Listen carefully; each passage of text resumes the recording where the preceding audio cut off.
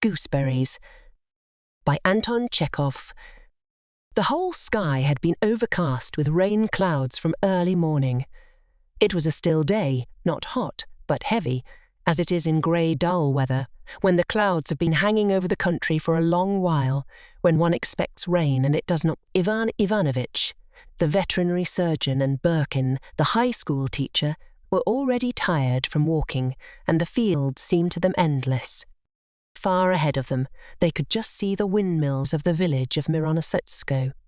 On the right stretched a row of hillocks, which disappeared in the distance behind the village, and they both knew that this was the bank of the river, that there were meadows, green willows, homesteads there, and that if one stood on one of the hillocks one could see from it the same vast plain, telegraph wires, and a train which in the distance looked like a crawling caterpillar, and that in clear weather one could even see the town. Now, in still weather, when all nature seemed mild and dreamy, Ivan Ivanovich and Birkin were filled with love of that countryside, and both thought how great, how beautiful a land it was.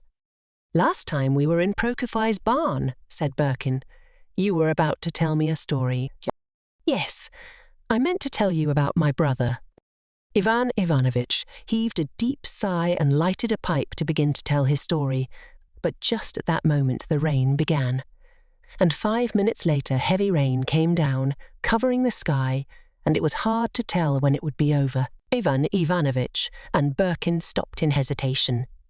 The dogs, already drenched, stood with their tails between their legs gazing at them feelingly. "We must take shelter somewhere," said Birkin. "Let us go to Ailin's. It's close by. Come along." They turned aside and walked through mown fields, sometimes going straight forward, sometimes turning to the right, till they came out on the road. Soon they saw poplars, a garden, then the red roofs of barns. There was a gleam of the river, and the view opened onto a broad expanse of water with a windmill and a white bathhouse. This was Sofino, where Alehin lived. The watermill was at work, drowning the sound of the rain. The dam was shaking. Here wet horses with drooping heads were standing near their carts, and men were walking about covered with sacks. It was damp, muddy and desolate. The water looked cold and malignant. Ivan Ivanovich and Birkin were already conscious of a feeling of wetness, messiness and discomfort all over. Their feet were heavy with mud, and when, crossing the dam, they went up to the barns, they were silent, as though they were angry with one another. In one of the barns there was the sound of a winnowing machine. The door was open, and clouds of dust were coming from it. In the doorway was standing Elhin himself, a man of 40, tall and stout, with long hair, more like a professor or an... He had on a white shirt that badly needed washing, a rope for a belt, drawers instead of trousers, and his boots, too, were plastered up with mud and straw. His eyes and nose were black with dust.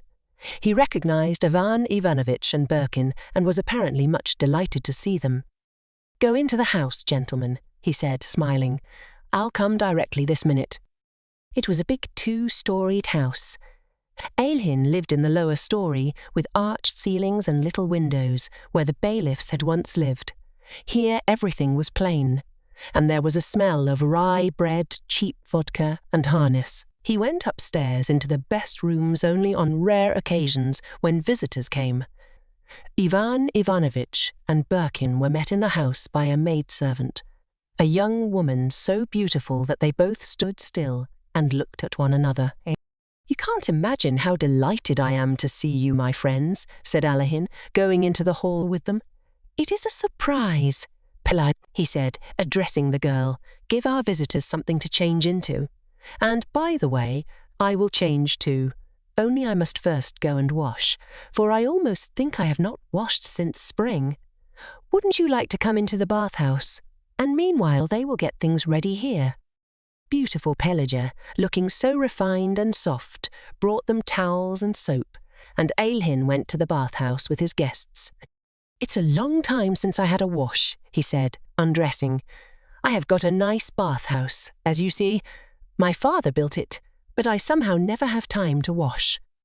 He sat down on the steps and soaked his long hair and his neck, and the water round him turned brown. "Yes, I must say," said Ivan Ivanovitch meaningly, looking at his head. "It's a long time since I washed," said Elian with embarrassment, giving himself a second soaping, and the water near him turned dark blue. Ivan Ivanovitch went outside, plunged into the water with a loud splash, and swam in the rain, flinging his arms out wide. He stirred the water into waves which set the white lilies bobbing up and down. He swam to the very middle of the mill pond and dived, and came up a minute later in another place, and swam on, and kept on diving, trying to touch the bottom. "Oh, my goodness," he repeated continually, enjoying himself thoroughly. "Oh, my goodness." He swam to the mill, talked to the peasants there, then returned and lay on his back in the middle of the pond, turning his face to the rain. Birkin and Ailhin were dressed and ready to go, but he still went on swimming and diving. "Oh, my goodness." He said. "Oh, Lord, have mercy on me." That's enough," Birkin shouted to him. They went back to the house, and only when the lamp was lighted in the big drawing room upstairs, and Birkin and Ivan Ivanovitch, attired in silk dressing gowns and warm slippers, were sitting in armchairs, and Ailhin, washed and combed, in a new coat, was walking about the drawing room, evidently enjoying the feeling of warmth, cleanliness, dry clothes, and light shoes, and when lovely Pelagia, stepping noiselessly on the carpet and smiling softly, handed tea and jam on a tray. Only then Ivan Ivanovitch began on his story, and it seemed as though not only Birkin and Ailhin were listening, but also the ladies, young and old, and the officers who looked down upon them sternly and calmly from their gold frames.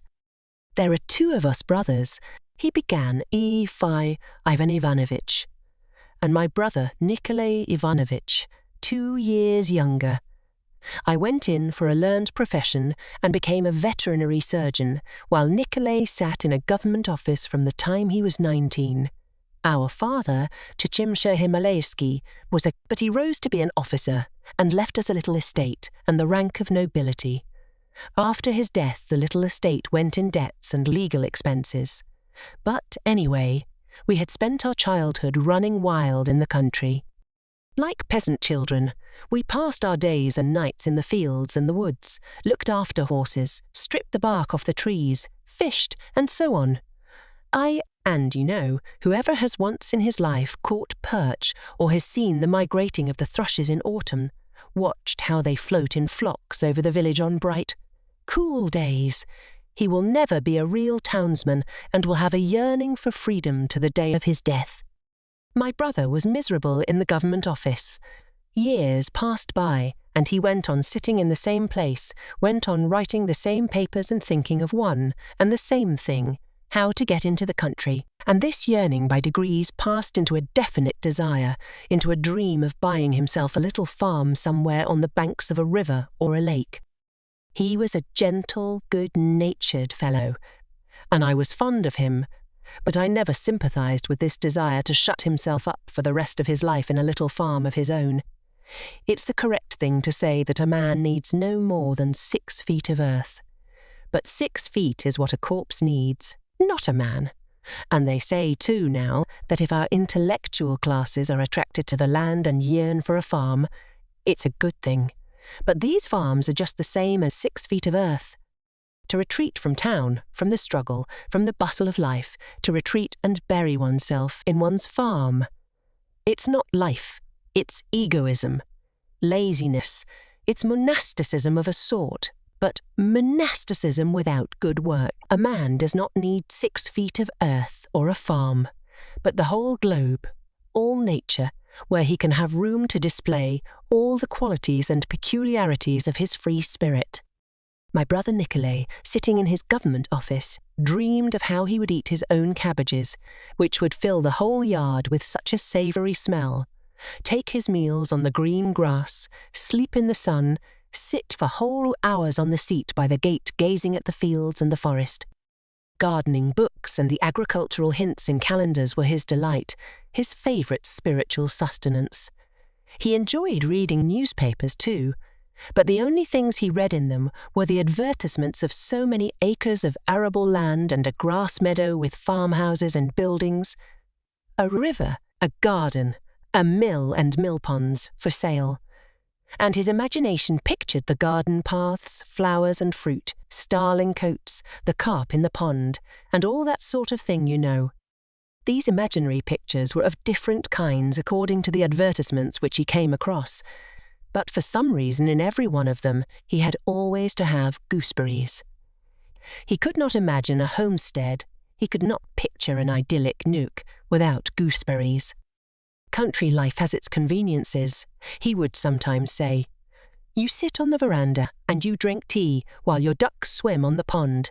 There is a delicious smell everywhere, and the gooseberries are growing. He used to draw a map of his property, and in every map there were the same things. A house for the family. Add servants' quarters as kitchen garden and gooseberry bushes. He lived parsimoniously, was frugal in food and drink. His clothes were beyond description. He looked like a beggar, but kept on saving and putting money in the bank. He grew fearfully avaricious. I did not like to look at him, and I used to give him something and send him presents for Christmas and Easter, but he used to save that too. Once a man is absorbed by an idea, there is no doing anything with him. Years pass. He was transferred to another province. He was over 40, and he was still reading the advertisements in the papers and saving up. Then I heard he was married. Still with the same object of buying a farm and having gooseberries, he married an elderly and ugly widow without a trace of feeling for her, simply because she had filthy lucre. He went on living frugally after marrying her and kept her short of food while he put her money in the bank in his name. Her first husband had been a postmaster, and with him she was accustomed to pies and homemade wines, while with her second husband she did not get enough black bread. She began to pine away with this sort of life, and 3 years later she gave up her soul to God. And I need hardly say that my brother never for one moment imagined that he was responsible for her death. Money, like vodka, makes a man queer. In our town there was a merchant who, before he died, ordered a plateful of honey and ate up all his money and lottery tickets with the honey, so that no one might get the benefit of it. While I was inspecting cattle at a railway station, a cattle dealer fell under an engine and had his leg cut off. We carried him into the waiting room. The blood was flowing. It was a horrible thing. And he kept asking them to look for his leg and was very much worried about it. There were 20 rubles in the boot on the leg that had been cut off, and he was afraid they would be lost. "That's a story from a different opera," said Birkin. After his wife's death, Ivan Ivanovitch went on, after thinking for half a minute. My brother began looking out for an estate for himself. Of course, you may look about for 5 years and yet end by making a mistake and buying something quite different from what you have dreamed of. My brother Nikolay bought through an agent a mortgaged estate of 330 acres, with a house for the family, with servants' quarters, with a park, but with no orchard, no gooseberry bushes, and no duck pond. There was a river, but the water in it was the colour of coffee, because on one side of the estate there was a brickyard and on the other a factory for burning bones. But Nikolay Ivanovitch did not grieve much. He ordered 20 gooseberry bushes, planted them, and began living as a country gentleman. Last year I went to pay him a visit. I thought I would go and see what it was like. In his letters my brother called his estate Chumbaruklov Waste, alias Himalaysko. I reached alias Himalayska in the afternoon. It was hot. Everywhere there were ditches, fences, hedges, fir trees planted in rows, and there was no knowing how to get to the yard, where to put one's horse. I went up to the house and was met by a fat red dog that looked like a pig. It wanted to bark, but it was too lazy. The cook, a fat, barefooted woman, came out of the kitchen, and she, too, looked like a pig, and said that her master was resting after dinner. I went in to see my brother. He was sitting up in bed with a quilt over his legs. He had grown older, fatter, wrinkled. His cheeks, his nose, and his mouth all stuck out. He looked as though he might begin grunting into the quilt at any moment. We embraced each other and shed tears of joy and of sadness at the thought that we had once been young and now were both grey-headed and near the grave. He dressed and led me out to show me the estate. "Well, how are you getting on here?" I asked. "Oh, all right, thank God. I am getting on very well." He was no more a poor timid clerk, but a real landowner, a gentleman. He was already accustomed to it, had grown used to it, and liked it. He ate a great deal, went to the bathhouse, was growing stout, was already at law with the village commune and both factories, and was very much offended when the peasants did not call him Your Honour. And he concerned himself with the salvation of his soul in a substantial, gentlemanly manner, and performed deeds of charity, not simply, but with an air of consequence. And what deeds of charity! He treated the peasants for every sort of disease with soda and castor oil, and on his name day had a Thanksgiving service in the middle of the village, and then treated the peasants to a gallon of vodka. He thought that was the thing to do. Oh, those horrible gallons of vodka!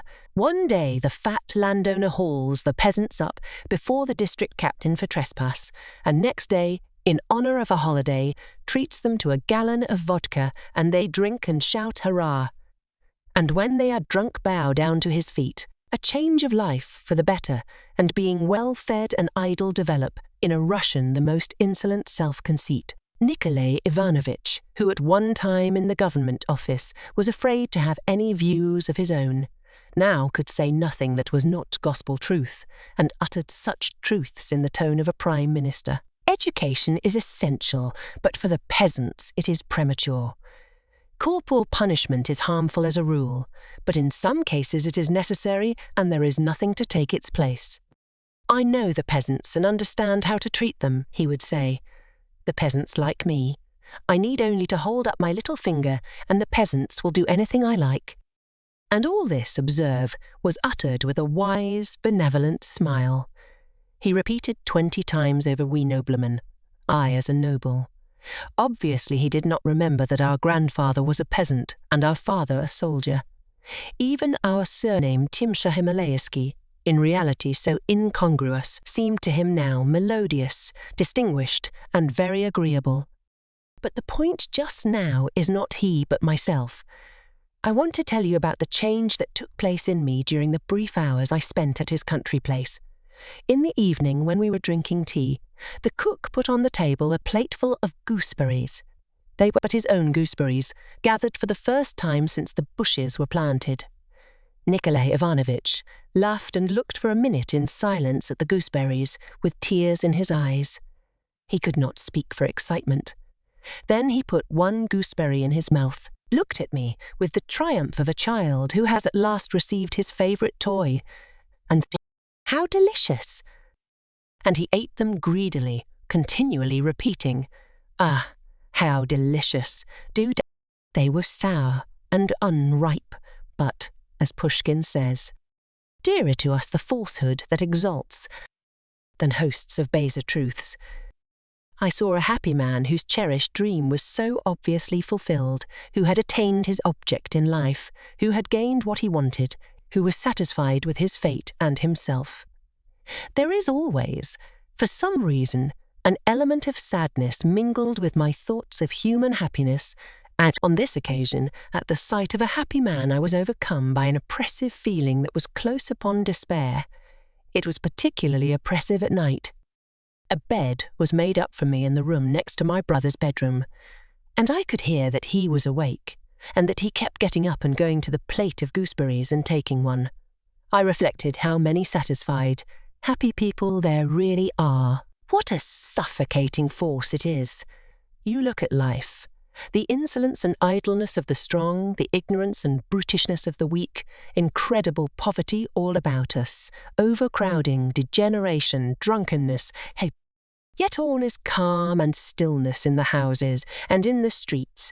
Of the 50,000 living in a town, there is not one who would cry out, who would give vent to his indignation aloud. We see the people going to market for provisions, eating by day, sleeping by night, talking their silly nonsense, getting married, growing old, serenely escorting their dead to the cemetery.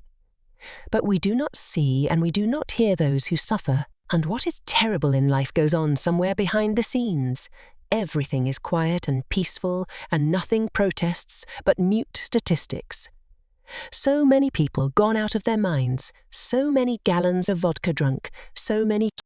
And this order of things is evidently necessary. Evidently the happy man only feels at ease because the unhappy bear their burdens in silence, and without that silence happiness would be impossible. It's a case of general hypnotism. There ought to be behind the door of every happy, contented man someone standing with a hammer continually reminding him with a tap that there are unhappy people, that however happy he may be, life will show him her laws sooner or later, trouble will come for him. Disease, poverty, losses, and no one will see or hear, just as now he neither sees nor hears others. But there is no man with a hammer. The happy man lives at his ease, and trivial daily cares faintly agitate him like the wind in the aspen tree. And that night I realized that I, too, was happy and contented. Ivan Ivanovitch went on, getting up. I, too, at dinner and at the hunt, like to lay down the law on life and religion, and the way to manage the peasantry. I, too, used to say that science was light, that culture was essential, but for the simple people reading and writing was enough for the time. Freedom is a blessing, I used to say. We can no more do without it than without air. But yes, I used to talk like that, and now I ask, for what reason are we to wait? Asked Ivan Ivanovitch, looking angrily at Birkin. Why wait, I ask you? What grounds have we for waiting? I shall be told, it can't be done all at once. Every idea takes shape in life gradually, in its due time. But who is it says that? Where is the proof that it's right? You will fall back upon the natural order of things, the uniformity of phenomena. But is there order and uniformity in the fact that I, a living, thinking man, stand over a chasm and wait for it to close of itself, or to fill up with mud at the very time when perhaps I might leap over it or build a bridge across it? And again, wait for the sake of what? Wait till there's no strength to live. And meanwhile one must live, and one wants to live. I went away from my brother's early in the morning, and ever since then it has been unbearable for me to be in town. I am oppressed by its peace and quiet. I am afraid to look at the windows, for there is no spectacle more painful to me now than the sight of a happy family sitting round the table drinking tea. I am old and am not fit for the struggle. I am not even capable of hatred. I can only grieve inwardly, feel irritated and vexed. But at night my head is hot from the rush of ideas, and I cannot sleep. Ivan Ivanovitch walked backwards and forwards in excitement, and repeated, "If I were young." He suddenly went up to Alihin and began pressing first one of his hands, and then the other. "Pavel Konstantinovitch," he said in an imploring voice, "don't be calm and contented. Don't let yourself be put to sleep. While you are young, strong, confident, be not wary in well-doing. There is no happiness, and there ought not to be. But if there is a meaning and an object in life, that meaning and object is not our happiness, but something greater and more rational." And all this Ivan Ivanovitch said with a pitiful, imploring smile, as though he were asking him a personal favour. Then all three sat in armchairs at different ends of the drawing-room and were silent. Ivan Ivanovitch's story had not satisfied either Birkin or Alihin. When the generals and ladies gazed down from their gilt frames, looking in the dusk as though they were alive, it was dreary to listen to the story of the poor clerk who ate gooseberries. They felt inclined, for some reason, to talk about elegant people, about women, and their sitting in the drawing-room where everything, the chandeliers in their covers, the armchairs, and the carpet under their feet, reminded them that those very people who were now looking down from their frames had once moved about, sat, drank tea in this room, and the fact that lovely Pelagia was moving noiselessly about was better than any... Alihin was fearfully sleepy. He had got up early, before 3 o'clock in the morning to look after his work, and now his eyes were closing. But he was afraid his visitors might tell some interesting story after he had gone, and he lingered on. He did not go into the question whether what Ivan Ivanovitch had just said was right and true. His visitors did not talk of groats, nor of hay, nor of tar, but of something that had no direct bearing on his life, and he was glad and wanted them to go on. "It's bedtime, though," said Birkin, getting up. "Allow me to wish you good night." Aylin said good night and went downstairs to his own domain, while the visitors remained upstairs. They were both taken for the night to a big room where there stood 2 old wooden beds decorated with carvings, and in the corner was an ivory crucifix. The big, cool beds, which had been made by the lovely Pelagie, smelt agreeably of clean. Ivan Ivanovitch undressed in silence and got into bed. "Lord forgive us sinners," he said, and put his head under the quilt. His pipe, lying on the table, smelt strongly of stale tobacco, and Birkin could not sleep for a long while, and kept wondering where the oppressive smell came from. The rain was pattering on the window panes all night,